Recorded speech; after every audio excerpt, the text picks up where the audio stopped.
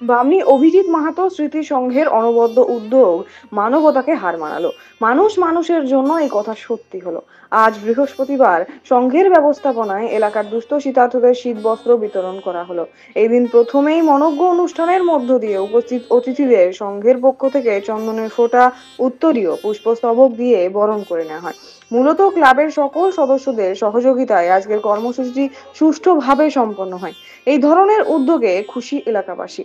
এই বিষয়ে সংঘের পক্ষ থেকে সভাপতি উজ্জ্বল মাহাতো বলেন, অসহায় দুঃখীদের মুখে হাসি ফোটাতে পারা এক ভিন্ন অনুভূতি। সাধারণ মানুষের কল্যাণে হাসি ফোটানোই আমাদের লক্ষ্য।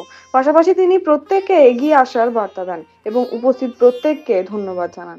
উপস্থিত ছিলেন মানবাজার ১ নম্বর পঞ্চায়েত সমিতির সভাপতি সবিতা মোদী, বামনী মাঝিঘেরা গ্রাম পঞ্চায়েত প্রধান জগৎ চন্দ্র মাহাতো সহ বিশিষ্টজনেরা। জানা যায় সরস্বতী পুজো উপলক্ষে এই ধরনের কর্মসূচি নেওয়া হয়েছে। পাশাপাশি সংঘের পক্ষ থেকে সংঘের সদস্যরা বিভিন্ন সেবামূলক কাজে অংশগ্রহণ করে থাকেন।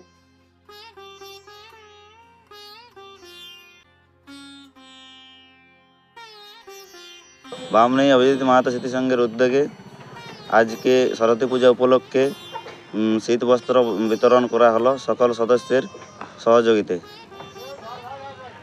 কতজনকে শীতবস্ত্র দেওয়া হলো আজকে? 90 থেকে 100টি পরিবারকে দেওয়া হলো। আপনার পরিচয়? আমার পরিচয় হচ্ছে উজ্জ্বল মাহাতো, বামনী অভিজিৎ মাহাতো স্মৃতি সংঘের সভাপতি।